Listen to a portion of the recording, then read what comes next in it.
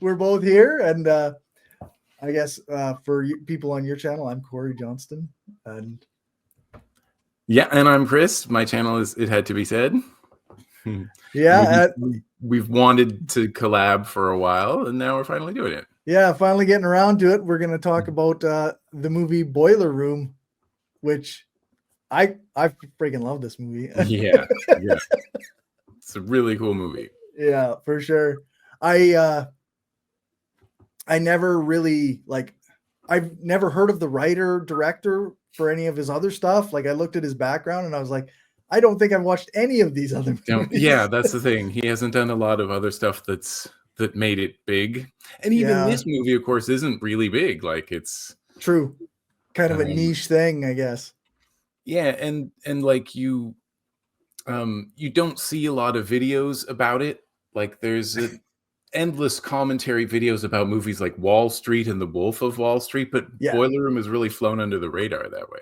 Yeah, for sure. Maybe I wonder if it's because it doesn't glorify it in the way that maybe Wall Street or Wolf of Wall Street does. It could be. Yeah, it's toned down in a lot of those things. Like it certainly doesn't have the kind of the extravagance and excess of The Wolf of Wall Street, right? Right, for sure. First 2/3 of it, anyway. Yeah. The whole thing is, I guess, for those who don't know, the main character is Seth Davis, and he is a kind of a young man who doesn't know what he wants to do with his life, and but he knows he wants to be rich because of media and marketing, and he read an article about the secretaries of Microsoft being millionaires. Yeah, that's the thing. He establishes that right in the opening monologue, right? I think it's pretty interesting because, basically he's saying that he hears from all corners, like about people who got lucky, right?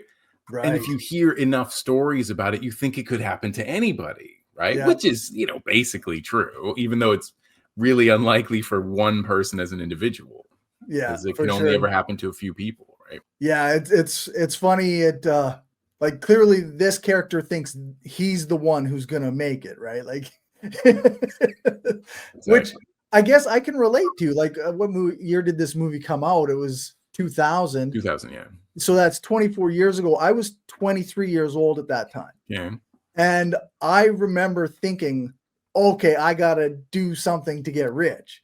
In my case, it was not stockbroker. Yeah.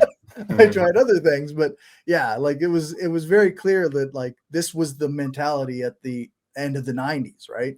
Yeah, it did, especially at the end of the 90s. You're right, because it really looked like everybody was getting rich and the stock market was like going crazy. And I think they even say at one point in the movie, with the Dow at the level that it is, everyone wants in the market, right? That's right, exactly. So because you just hear that and you go, oh, there's people are making money. There's money to be made. That's right. Someone's doing it. So that could be me. Right? Yeah, for sure. Why not me, I guess. And also in the beginning, he says, like, nobody wants to work for it anymore. Right. And that makes sense because it's easy enough to figure out that there aren't many jobs where you will get rich or you'll get anything special. You won't go anywhere. Yeah, for sure. Like working for, like, this is, again, to throw my personal stuff in there. This was when my parents had just failed out of Amway, which was, of course, inevitable because everybody fails out of Amway. And this was the idea was that like we all deserve to be rich, but you'll never do it working for someone else. So yeah, exactly. There's got to be something else. That's right. It. Might be starting your own business, which is a pretty big gamble. Yeah. Whereas if you become a stockbroker, especially when the commissions are like $1 or $2 per share, like illegally high, right? Yeah, for sure. Yeah, very, very high. I guess, like say in the film, they do say like, this is illegal. You can't do this. How is he able to pay for this? Like, Yeah. So he starts off kind of talking about how he wants to get rich, and he runs this like illegal casino out of his apartment, which I thought was awesome. You know, it's a great idea. That's Yeah. brilliant. He's willing to work, like wake up in the middle of the night if customers are showing up, or first thing in the morning, whatever. People want to give him money. That's fair. Yeah. The character Greg is one of these stockbrokers. He knows a guy that apparently Seth knew before the movie. Yeah. Somehow. Yeah. And yeah, and then they come and they're gonna gamble at his casino, but then they talk about this stockbroker thing and get him interested, which is, Yeah. I guess, if you're running an illegal casino out of your apartment, maybe that is the kind of thing that would appeal to you. Like you're Sure, like, yeah. yeah, sure, stockbroker. That's why they not? chose him, right? That's right. So then I guess they all go to the kind of the group interview. And I always wondered, like, where did the other guys come from? Like, we Mhm. only know his story, and all these other guys are like, there's like 15 guys or whatever in the How room did they doing this. hear about it? How did they Yeah. hear about it? Did they have a recruiter go and pick them up too? I wonder if guys get like a commission for bringing in a guy who eventually gets accepted. Right? Probably. Yeah. I That's mean, possible. Yeah. which is, I guess, when we get introduced to Ben Affleck's character, which is Yeah, that's one Jim of those. Young. That's Yeah. one of those cool speeches in a movie, like one of those Yeah, classic speech scenes. Yeah. yeah. Yeah. Which, yeah, very cool. Very cool looking, very cool. Like, he's like, I'm a dude who has a lot of money. This is what's going on. And that's his whole sales pitch, because he knows that it's not something that you work in because you believe in it or something. It's because the only thing that matters is the money, and that's why you're here. And so the whole pitch is him talking about how much money he has. Yeah, that's How nice right. his car is and stuff. Yeah, it's kind of it's kind of absurd, actually, in a sense, because he's like, he slides his keys across the table for the Ferrari he owns. He's like, I've got a ridiculous house. I own all the toys you can imagine. And it's just one of these things like, so I'm supposed to aspire to be Ben Affleck, Yeah, right? exactly. And they mention, I noticed like a couple of times in this movie, they talk about like having all the money in the world, but not a clue what to do with it. Yeah, for You know? sure. Yeah. Mhm. I was just, yeah, go ahead. Well, I was gonna say it's like an interesting line. I always kind of wonder about that, like how they would react if I told them like each one of you guys should give $1,000 to a homeless shelter or something. I kind of wonder what they would say. No, having money is for buying things that I Yeah, want. for myself, exactly. That's right. Yeah. Even if I have a house that's ridiculous and I don't actually live there. Don't need it. Yeah.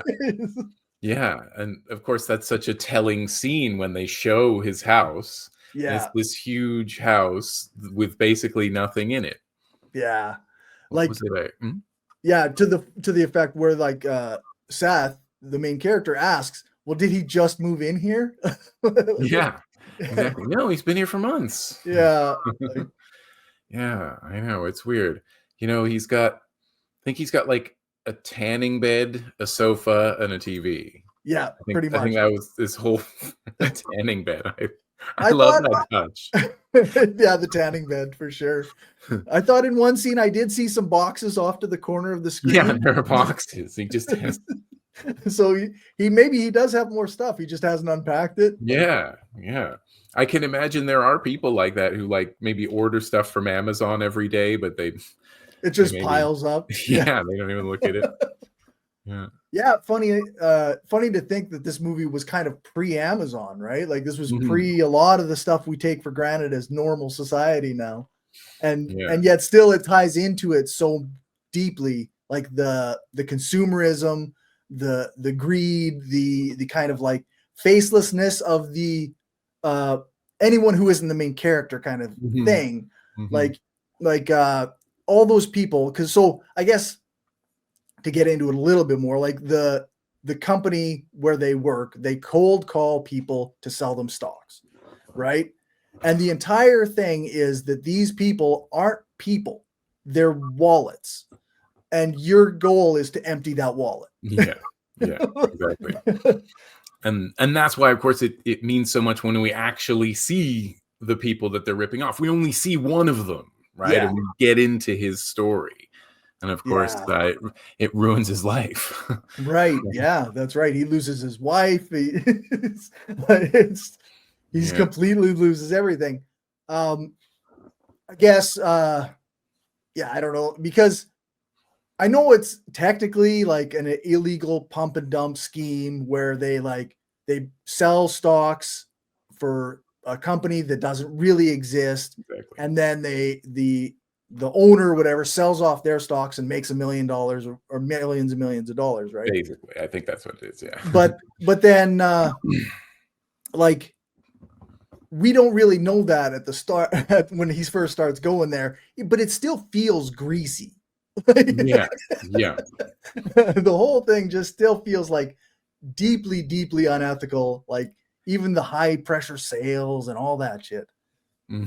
Because right from the beginning of when you see the sales, you hear it's kind of bullshit. You can tell that they're lying about even if they're not necessarily lying about the company, which turns out they are. Yeah. They'll be saying things like, no, I'm the vice president of this company, and that's why I'm selling, and I have 35 years of experience, and they're like in their 20s. Yeah, that's right. Yeah. No, that because apparently you're just allowed to lie in this firm. It's As quite long as the normal. sale matters is all that matters, right? And there's, of course, there's that part kind of in the middle where Ben Affleck's the only other kind of scene, maybe the third scene, I guess, that Ben Affleck's character is actually in. And he brings all the like junior salespeople in, and he teaches them about act as if. Oh, yeah, yeah, Right. for And I thought sure. that's a good one. That made a lot of sense to me because it's a scam, right? So and they can't see you, so you can say anything. Yeah, Um, it's about creating confidence, especially right. in like this junior salesperson, right? To sell, this bullshit stock. So he says, imagine that you're the president. Imagine that you're, well endowed, because Yeah, yeah. then you're more of a man. You can be more confident, right? Which of course is a deep thing throughout the entire movie, is that you must be a certain type of man. Like Yes. this is you have to fight, you have to stand up and be violent when necessary. You have to Mhm. denigrate women. You and you have to be racist against anybody that isn't yourself. That's the thing. There's even racism in it. Like that's the thing, and I would say that's kind of the main theme of it all. I kind of don't like the term anymore, but it's a useful term, toxic masculinity. Like that's Right. really what it's about, and we see it in different ways in different characters. I think is interesting, Yeah. because like I think Greg's character, he's really he's different from Seth in a lot of ways, so that's interesting. They contrast. Like Yeah. I think it's, again, you can tell it's about like toxic men, though, in the scenes where he's trying to get back with Abby, Right. the only woman in the whole movie, basically, right? Um, Yeah. Well, and besides Seth's mom is in a oh, couple that's true, movies. yeah, and Harry's wife, yeah, that's Yeah. right. Right. But the only one with any real lines, and he just doesn't get it, like she's clearly already broken it off Yeah. with him, but he's like giving her jewelry and going like, you know you look pretty. He says like, you look pretty. Like he thinks he can like Yeah. compliment her and buy gifts to get her back. And in the same scene, he's like, you want to tell me where the fuck you were last night? It's like, Yeah, like he definitely what thinks are he you? owns her, right? Like Yeah. and she says like, I don't know how many ways to tell you that it's over, and he just says, "Well, I disagree." Disagree. Yeah. What you don't get to do that, man. I know.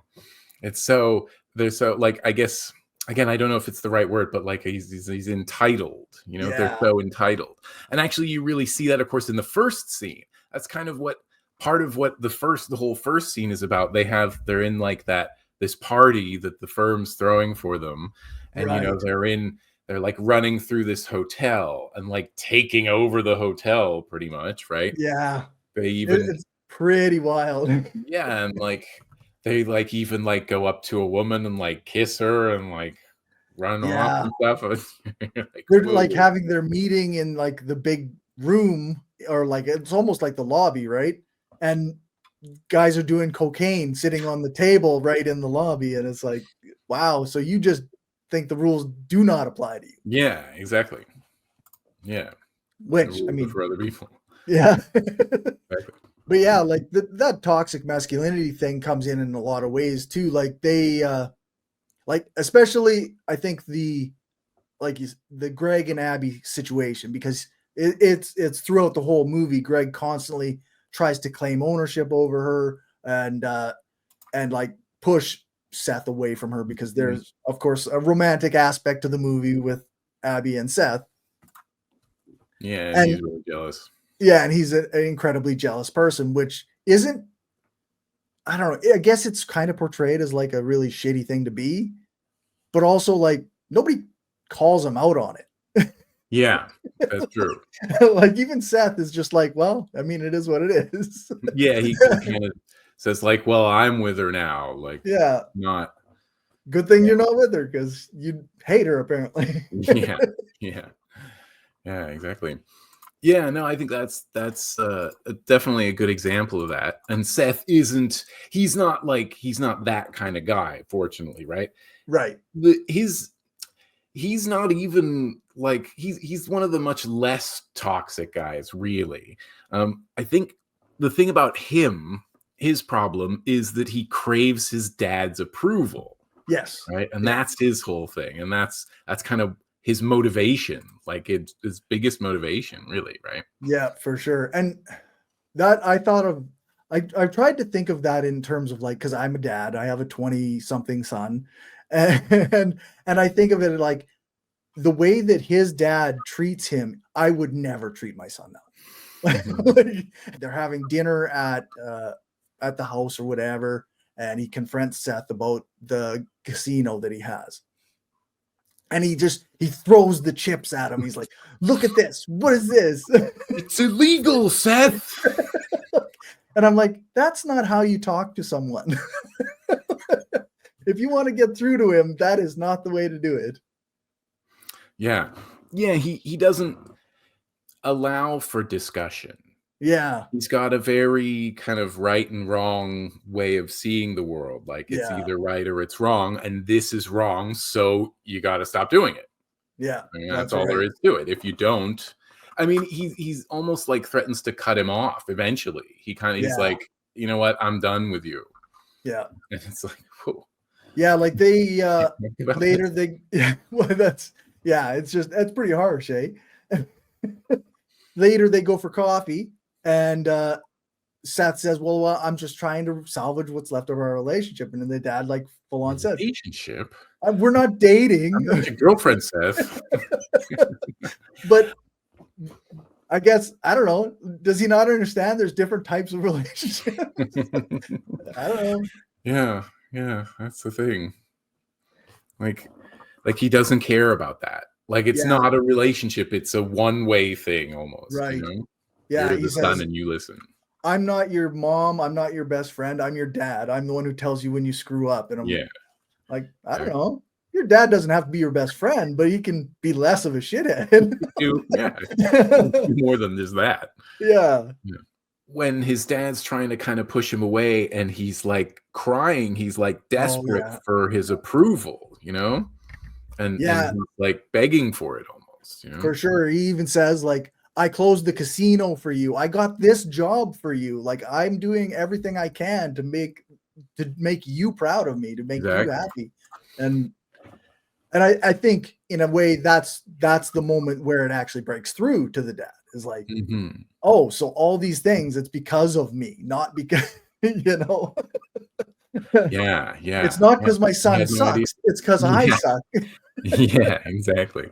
That's why that story is so like key to Seth's character, that story about he rode his new bike and he fell and his dad was Right. like horrified, Yeah, yeah. He and was so afraid he he slapped him yeah, that's because right. he didn't.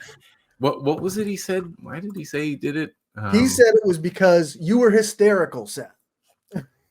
There was no communicating with you.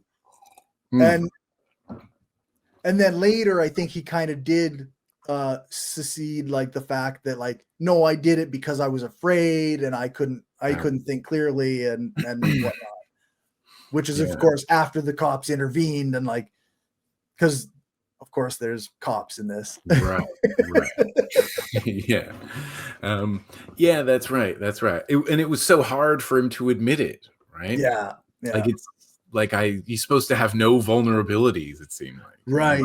Yeah, which is a very, like, it's another type of that toxic masculinity. I know the term doesn't get isn't like very well liked, but I find it to have a lot of use. Pretty And accurate. especially when you look at like the various types of men in a movie like this, like, yeah, the dad isn't necessarily a criminal who's like stealing from people or whatever, but he's definitely judge. toxic. Yeah. And you can see like where that kind of thing comes from, because we see not just the younger guys, but the parents, right? Only those parents, of course, but it kind of gives you a peek into how you could be that way. Yeah. Kind of seeking approval from authority in the form of things like money, because like if he made lots of money, his dad wouldn't need to ask like where he got it from. He'd just kind of be proud that he had this money. You must have done really well. You must have like worked hard or worked smart or something. Yeah. And that's how you got it, right? Yeah, like the myth of the meritocracy, right? Like if you have a lot of money, it's because you did something well or right, or yeah, exactly. And actually, I found one line really revealing is like right near the end. Chris, played by Vin Diesel, right? How he it's the firm is kind of just about to close. He found out about it already, that the FBI is coming, and he's like, how hard I worked to get where I am. It's like, I thought that was really revealing. Like, even after scamming all these people, he still thinks hard work counts for something. Like he worked hard to scam people out of the money, out of the fruits of their hard work, Yeah. But still, he had to work hard to do that, Yeah, that's right. Like I spent many hours honing my skills, stealing from people on the phone. Who I am and taking my money. Yeah. I guess one of the things I'd noticed was a total lack of shame among any of the characters, really, except for Seth, who did kind of feel that shame. And like and I'm kind of relating that back to a book I've been reading called Humankind by Rutger Bregman. Yeah.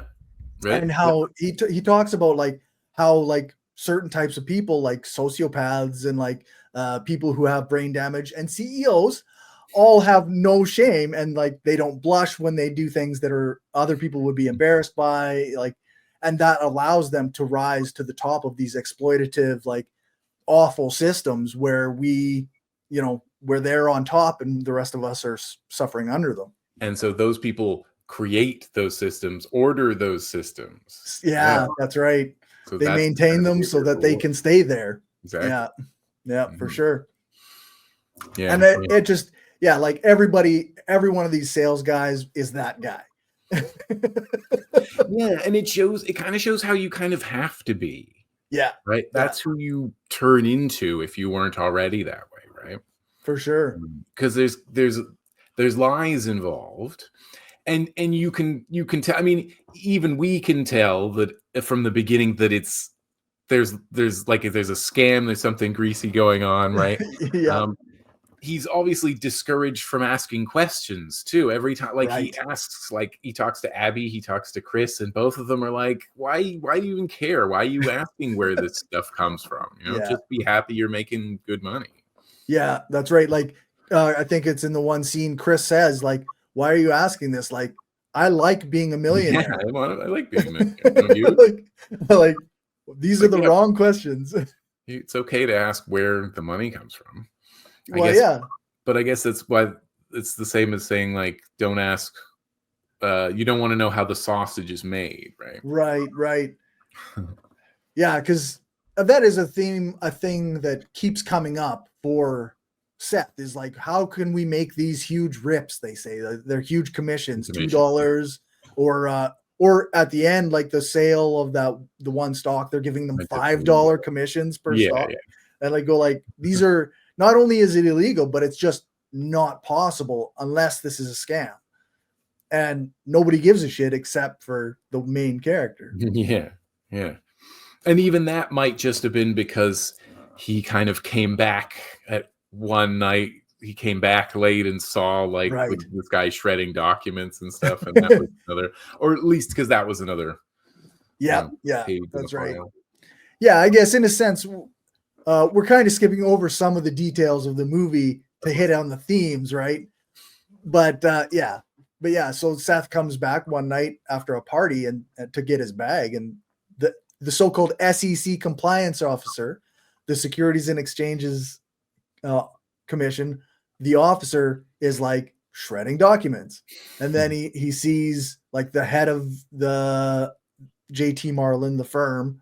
He sees them over in a separate building, and he goes in to check it out, and they're like all these phones, like, because they got to switch buildings if the heat gets too close. And Exactly. yeah, no, so it creates a good sense of like suspense in a way, right? Like, you know that this is a scam, you know that it's coming up, Something's gonna happen. yeah, something's gonna happen.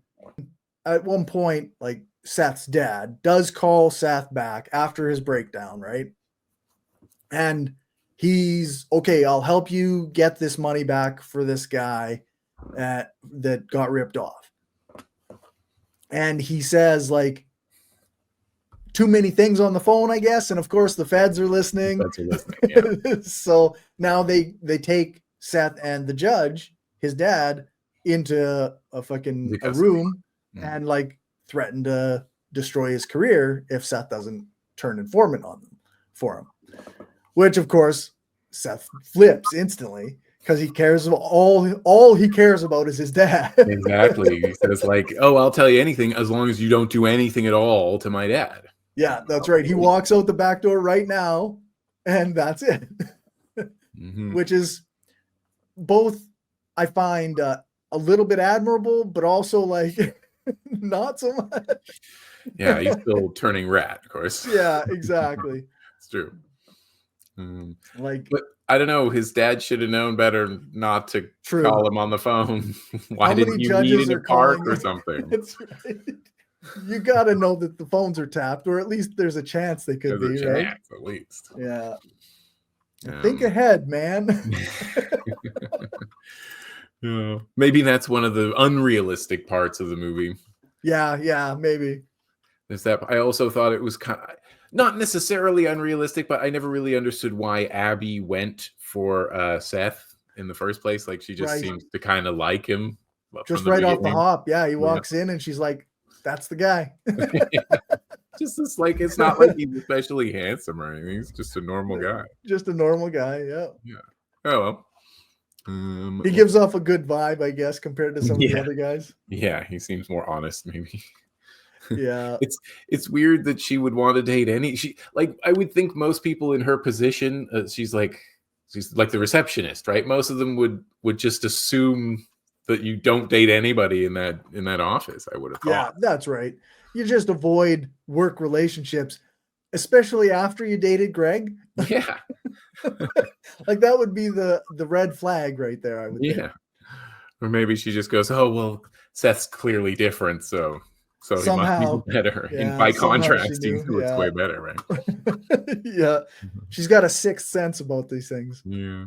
One of the things that did strike me like kind of early on was this idea of the get rich quick scheme, right?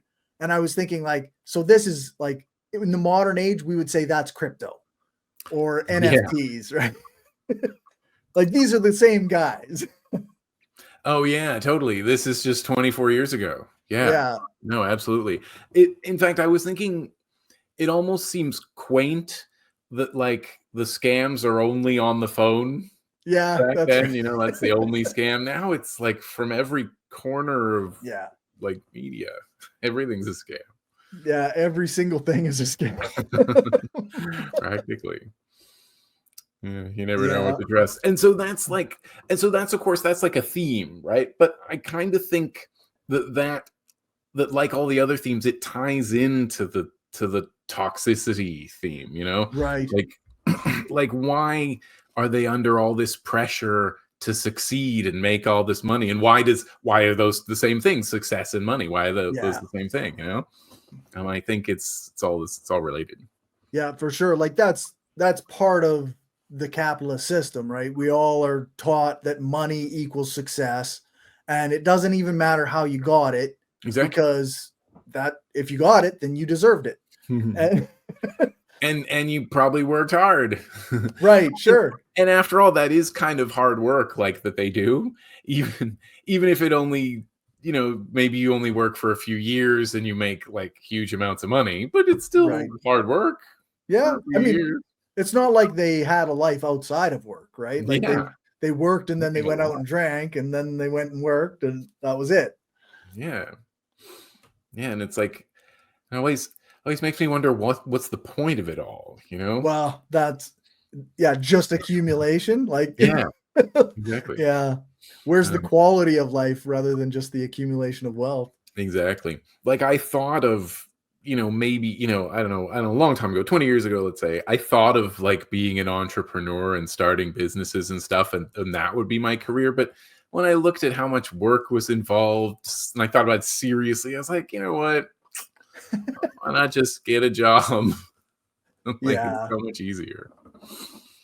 Yeah, I remember like I say, it's quite a long time ago now, but me and my buddies, we talked about like there was a record store in our town that we were all I'm like gonna on buy that. board. We were gonna buy it for sure. Like we had appointments with the bank and everything, and the only reason we didn't do it is because we couldn't get approved.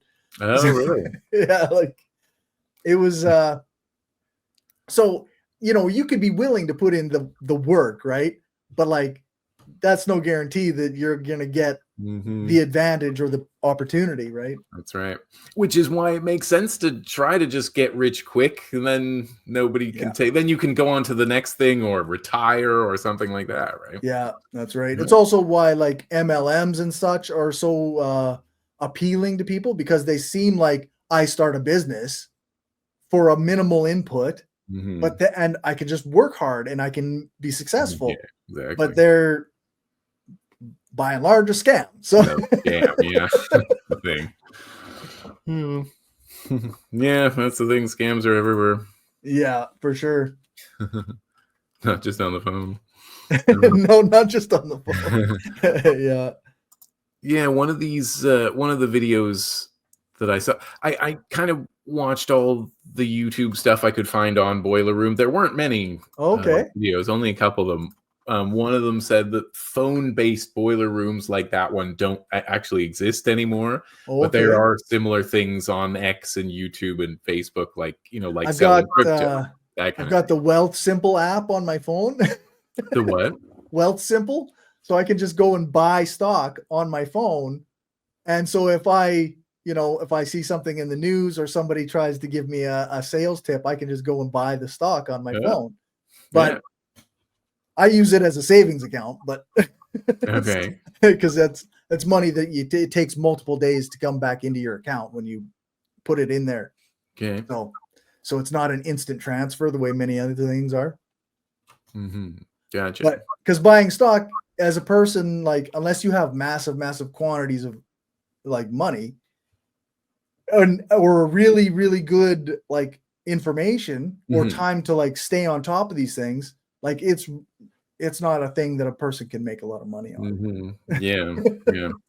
Yeah, well, that's we learned that from Wall Street, from the movie Wall Street, right? Right. Kid, if you're not inside, you're outside. Yep. That's always That's stuck with right. me. And I guess related to Boiler Room, like they watch Wall Street. They worship this movie. They all Yeah, recite lines from this that's movie. right. they sit there and they applaud each other for reciting the correct lines. Yeah, Gordon Gekko's like their hero. Yeah, right? which is not good. and it goes to show like how easily you can misinterpret like a movie, or not even necessarily that they misinterpret, but that they just don't care about the negative side, or they don't get the point or whatever, and they just kind of who cares, we can be like Gordon Gekko, and they kind of are, because they're kind of like illegally getting rich. Yeah, that's right. That's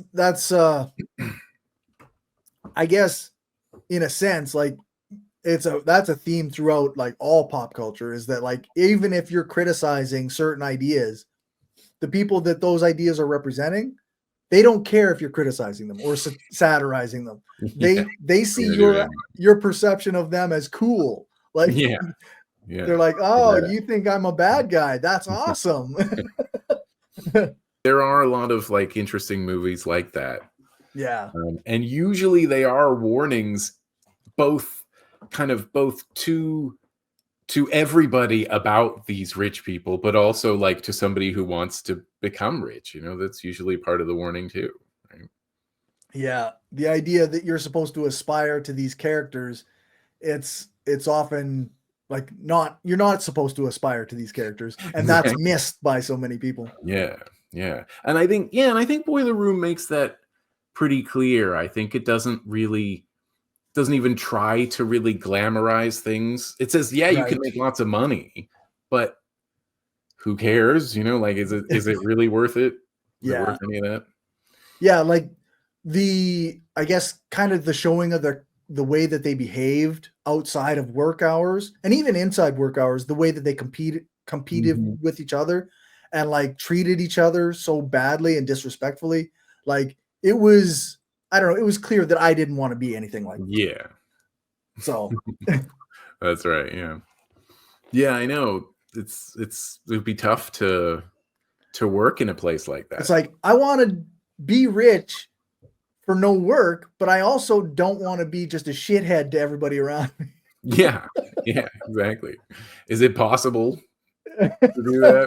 I don't think Maybe. So. I don't know. I wrote down some stuff about the sales tactics. Like they say, like it's a contact sport. And then they talk about always be closing. Yeah. Have you seen the Glengarry Glen Ross?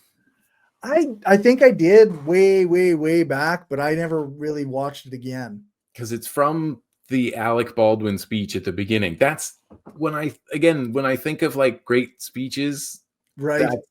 Great movie speeches, that's one of them. Because he talks about, it is a similar one to Ben Affleck's speech about like, getting rich in real estate. It's similar.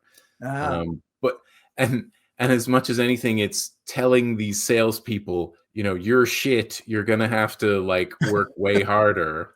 You want to try to be like me. I'm awesome at the top of my game and whatever. Okay. And so that's his thing. He writes it on the board. A, B, C. Always be closing. Always be closing.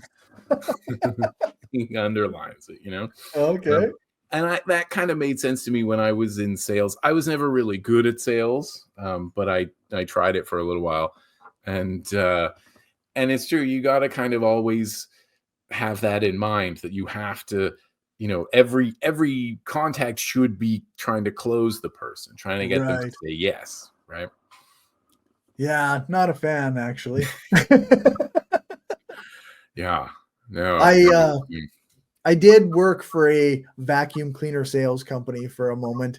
I didn't last very long because of that exact scenario. Like, you always have to be pushing. And I'm not that kind of guy. So. Yeah, I know. That's probably my weakness in sales too. I don't know. I assume that's why I got fired from that sales job. Right. That, and because I was kind of rude and. Yeah. Yeah. They also say that they don't sell stock to women. And they say it in an extremely demeaning and extremely extremely shitty way. But yeah. I thought that was interesting too. Yeah, the way they give the reasons not to, right? Basically that, oh, she'll call you over and over and stuff. And I wonder if that's really the reason. Yeah, I think that that's kind of somebody. It's one of those like you had one experience and you put all women in that box now. Like, I was thinking all women exactly are like that one that I didn't like. that. Yeah, yeah. Yeah, it could totally be that.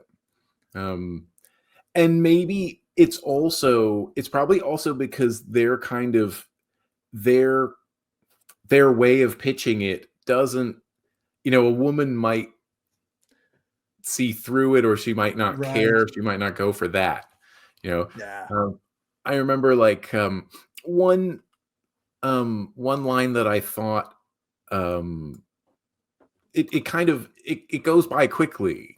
You almost don't notice it, but then like what when Seth is selling to Harry, to the Right. one guy that we actually see of his victims, like one thing that he's trying really hard not to get Harry to talk to his wife, to consult Yeah. with his wife about it. No, Harry, you don't need to talk to your wife about this. You make decisions, right? And he's like, he's like, she wouldn't ask you to if she can use a coupon for a cereal now, would she? Like, and then but what I thought was really revealing is when he said, it's your money, you earned it. Right. Yeah. It's like, you're the breadwinner, And you should then be able to make the decisions about the money. that's right. Yeah. And then even Harry, when he goes and talks to his wife about that, uses the same line and the same mentality. And she says, like, I only don't work because you said I shouldn't work and I should stay home and take care of the kids. Like, and then you throw it back in my face as a person like that I'm relying on you when we could both be working. Exactly. Yeah, it struck me as a very common attitude. Like I probably even had that same attitude in 2000. Like, like that's the kind of thing that was very common then. When he first got to know Harry, or he was first calling Harry, that he said was like, "Tell me, Harry, are you married or are you happy?" And I was like, "Hold on now." Yeah. Yeah, that's not a fair question at all. But it's good because I didn't get him laughing. It It's did, good. yes. Yeah. You get the client laughing. That makes sense. He warms up to you, right? Yeah, for Yeah. sure. Yeah, that's a good line. He probably had a few lines like that, like, in a holster, like, are you married or are you happy? Oh, good one. Yeah. Yeah. Which then, of course, Harry says, "No, I've been married for 10 years." And then Seth, of course, lies and says, "I've been married for 6 myself." Yeah. Yeah. So, Yeah. Oh, you've got kids? Oh, me too. Yeah. yeah, that's right. It's like there's casual racism, there's lots of casual sexism, there's like casual anti-Semitism. There's lots of like Yeah. just these Yeah. little things, right? They just throw them in. They're just insulting each other for whatever thing they can think of. And of course, like, race is like Yeah, it's part of it, an right? obvious thing. Yeah. I read somewhere, I think it was a tweet or a skeet or something about that said something like that toxic masculinity or men bond like over a kind of, treating people as the other, like mocking Right. another group. They bond by like, shitting on these other groups there. Yeah. Yeah, I think I saw the same tweet or post or whatever on whatever website. Like, yeah, it's very much like, yeah, these toxic guys, they bond over that like you say, like the laughing at the pain of marginalized people or whatever it is. Yeah, basically. And it actually like it was just like that for me in high school. Like that was me in high school, that's what it was normal. Like that's Right. what we did, you know. But you're supposed to grow out of it, I hope, is Yeah, the thing, right? yeah, Like but that it took these guys time, didn't, yeah. The guys in the movie did definitely not grow out of it. It's very Yeah, much ingrained in them. yeah, that's the thing. I mean, who would teach them not to? Really, they're encouraging each other to do it. Yeah, that's Yeah. right. The act as if speech glorifies wealth. And it's basically a bullshit speech about how with the right drive and attitude, anyone can be rich. If you just like, it's just nonsense. Yeah, yeah. And it It's rewards predatory behavior. you might even say that it's the firm, the JT Marlin is almost like a representation of capitalism, like a Yeah. microcosm. That's what I'm Yeah. looking for. That's it in a nutshell, right? That Right. there's here's some bullshit that go out there, promise other people it'll make them money, Yep. Yep. and it ends up being kind of a Ponzi scheme, and it collapses like all Ponzi schemes They're not engaged in what I would call meaningful work. do. Yeah. And I guess after seeing that all these people get rich and stuff, and it doesn't matter how they got rich, then they don't need meaningful work, right? They don't care about that. Yeah. They The work they itself want- is not the goal, I guess. Is like, yeah, yeah. and it makes sense. I mean, and that's why Seth says at the beginning, there's no honor in taking that after school job at Mickey D's. Honor's in the dollar, kid. I don't think they know what honor means. Yeah, there could still be honor, but I don't think there ever was in a Mickey D's job. No. You just do it because you have to. And That's so, right. like, Yeah. if you have to work, why not scam people and get really rich? Yep. I mean, I guess one of the things that I did notice was Seth's casino partner got pissed off because he was doing all the work and Seth was just coming in and getting half the money. And Seth said, well, this is my business, so I get to do that. And he's like, well, then I can't do this. I'm not you. I'm not killing myself for half of the fucking profits. And then he's like, well, then shut it down. We're done. If I can't make money without working, if I can't exploit you, then we're done here. Yeah, that's business, right? That's what a business owner does. Yeah. It's And he back very and forth. much uses like I gave you an opportunity. I pulled you out of poverty. You used to be making $10 an hour and now you're pulling down $1,000 a week. Yeah. Very very, very like typical rhetoric from like the capitalist perspective, right? Yeah. I kind of thought his casino partner, Jeff, guess his name was, I thought he had a point. Like he was very much like, yeah, I can't do it, man. Yeah, it just doesn't seem fair. Maybe it's because, he's quite close to Seth. Like he's got his hands deep in the business and he knows how much money he's pulling in and everything. Whereas like, I don't know how much money the business that I work for is making. So, right. So I don't know like what I'm worth as an employee. I don't know how much is going just to shareholders and stuff, right? Right. Yeah, like you could say like if we all looked at it the way Jeff does, we'd all be rebelling against our bosses. Strike, at least. Yeah. Yeah. That's right. Yeah. Yeah, he didn't even want to make it like a cooperative casino, right? Or whatever. Yeah, that's right. He lost it. Should be considered an option. Yeah, which is funny because he'll fully give up his free $1,000 a week, right, in the name of being in control of the business. And I've seen this in my own life with my own bosses. They'll grind work to a halt. They'll lose money on purpose in order to control the worker, right, and to maintain that level of control over it. A competitive environment like that at JT Marlin breeds contempt between coworkers, so they never look deeper at the company.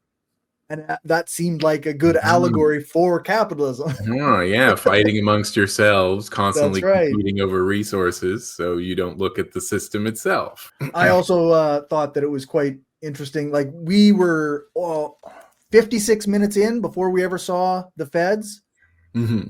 So we don't know how long they've been watching this company, but we know that like the state and the deregulation of business in this kind of environment has created a place where a place like JT Marlin can even Mhm, exist, right? mhm, Because mhm. they're not being watched like they should be. They're not actually regulated as closely as they should be. Like so, the marriage of the state and capitalism has creates the system that scams everyday people. Yeah, yeah.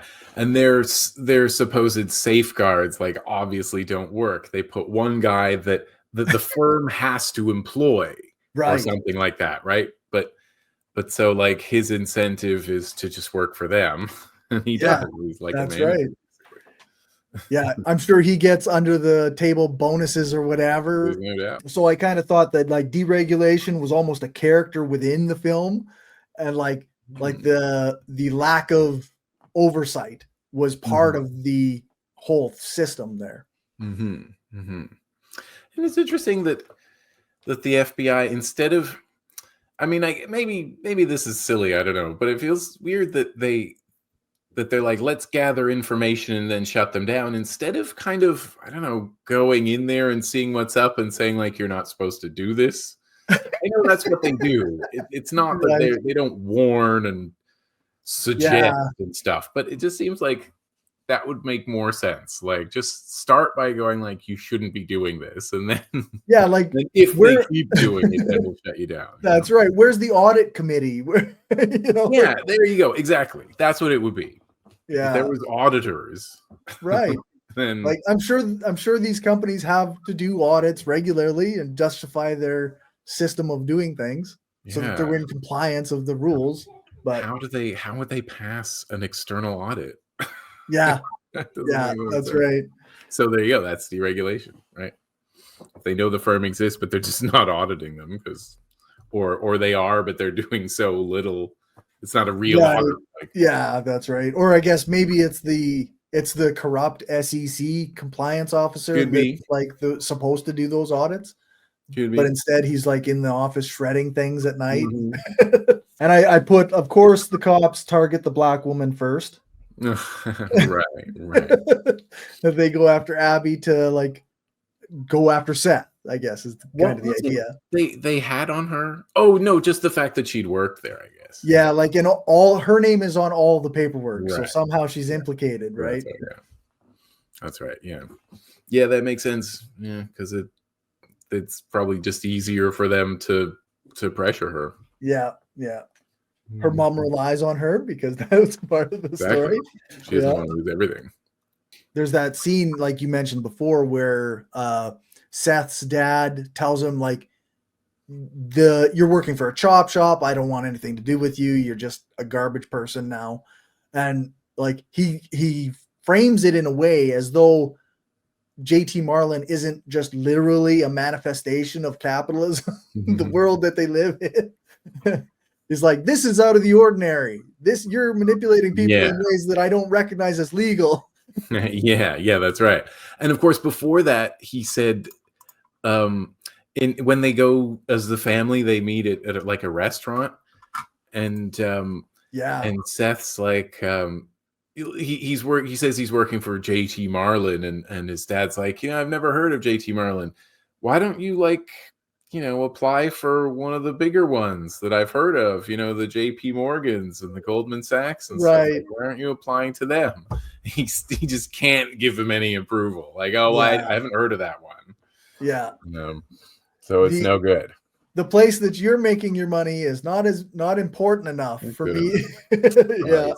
Yeah, I guess overall I love this movie, but obviously there's a lot of like stuff about the characters that I didn't like. Like Yeah. I don't like stockbrokers. I don't like I don't like thieves. I don't like Casual con artists. I racism don't and like yeah, I misogyny. don't like the misogyny and casual racism. Uh, there was some casual homophobia as well, of course. Although I think the gay men in New York got the better of the crew. Yeah. Yeah. And that's maybe that's how we know that it's not, they're, the salespeople, they're not supposed to be the coolest guys in the world. Like, it's Yeah, okay to make fun of them, and yeah, for sure. show they're But out of then their element in I that guess situation. yeah, in that situation for sure. When they were talking to the other guys, like the other stockbrokers or Mhm. whoever, then they ended up getting violent, right? Because they had Yeah. to prove their masculine dominance, which I guess they didn't do with the gay guys, Yeah, yeah. which is interesting. Well, I don't think it was because they were gay. I think it was more because of where they were. It wasn't a bar, it was just a restaurant, and they weren't, in, Long Island or wherever they Right, they were normally were, in the like, city. they're in Yeah, the city, right? yeah, Yeah, I think that was it. for Mm. sure. And also I noticed that, the scene where well, no, they get into fights in 2 scenes, but in one of them, it's just the guys without Seth, and I wondered if that was part of it, if it was kind of showing that Seth's a little different. Maybe Right. they wouldn't have got into a fight if he'd been there, you know? Yeah, Hard to know. maybe. I don't know exactly what it's saying about him, though. Yeah, because at that time in that scene, he was on his date with Abby, Right, right? exactly. So yeah, yeah. And okay, so I guess we had a pretty good cast, honestly. Like uh Scott Conn plays Richie. I like Scott Conn. I know that Yeah, he always plays the pretty cool. same guy, but I like Scott Conn. Yeah, he's pretty funny. I like Vin Diesel. I like Nia Long. Yeah, I especially like Vin Diesel in that movie. That's maybe Yeah. my favorite role of his because he's just Yeah. a good salesperson, basically. I just love watching that. Yeah, The skill. it's not centered around on about how tough he is, really, Okay. right?